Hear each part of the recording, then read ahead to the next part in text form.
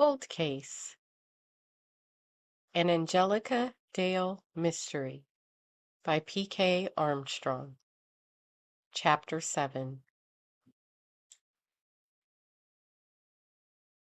Christopher Roland unlocked his front door and entered his townhome in the early evening. He still had work to do on his training program, decided to work into the evening at home. At least he would be comfortable. He wasn't that keen on the paperwork involved, but the eager patrolmen and their response to the curriculum he and the forensic scientists had designed was surprisingly gratifying. He placed his bag on the countertop and went to get changed.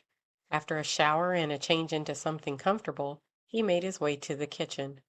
Chicken fajitas and lime rice was easy to throw together. He had gotten a text message from Angel letting him know she had made it to his mom and dad's, but he hadn't heard anything else from her.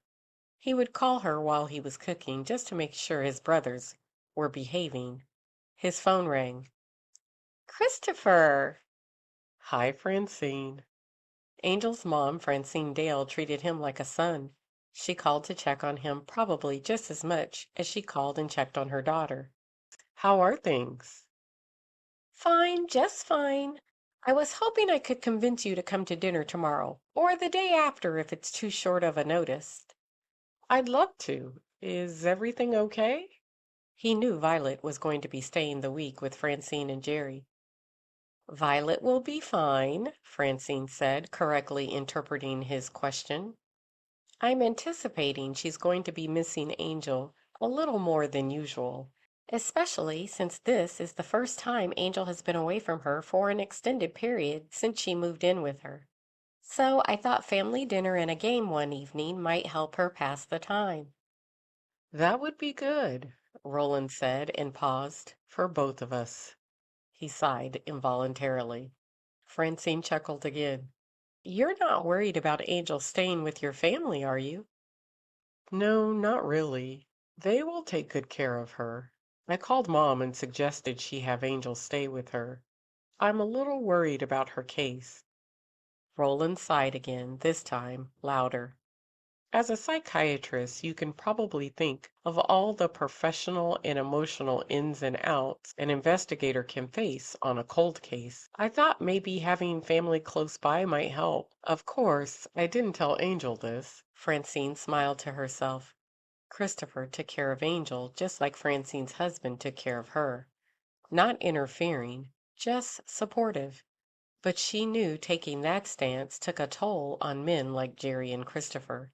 They wanted to protect, and it was hard watching an independent woman venture into precarious situations and not try to control the outcome. She laughed a little. "Yeah, but I'm sure it took less than 24 hours for Angel to figure that out." Christopher laughed. "Yeah, you're right about that, of course. How's the class going?" Francine knew the other reason Christopher didn't accompany Angel was because he was charged with teaching a crime scene course for patrolmen. "It's going well.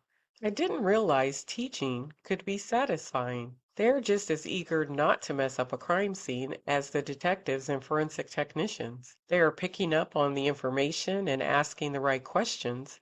It's been good." "Isn't that wonderful? I was wondering if you have a section on mental health patients. I was reading a research paper a couple of days ago, and it was a small study that highlighted how unprepared patrol officers are when they are called out for members of the public who are mentally ill. It has resulted in some officer-involved shootings in some of the larger cities." Christopher thought for a moment. "That's a really good idea, but unfortunately, the curriculum is set for this course." He tapped his finger and thought. "Could you put together something preliminary? I'm thinking maybe we could do a couple of lunch and learn sessions and then plan something more extensive later. I'll put it forward to the chief." "Thank you, Christopher." Francine's voice almost purred with having got her way. Christopher didn't mind. It was a good idea, and besides, he loved Francine. She reminded him of his own mother in so many ways. "Dinner day after tomorrow? I'll text you." "Sure, looking forward to it. Tell Jerry I said hello." After disconnecting, Christopher finished putting his meal together. He wasn't worried about Angel. His family would take care of her. and she was only a phone call away. He pulled out the responses from today's class and started looking through them. He would give Angel her space and call her tomorrow.